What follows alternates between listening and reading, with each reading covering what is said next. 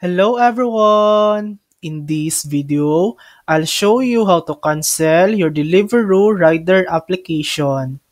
First, open the Deliveroo website or app and go to the rider support section.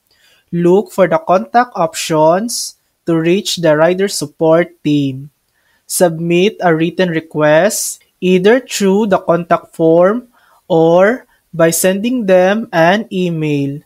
In your message, include important details like your full name, location, and the reason you want to cancel your application. After you submit your request, the Deliveroo team will review it and process your cancellation. And that's it. That's how you can easily cancel your Deliveroo rider application. Thanks for watching.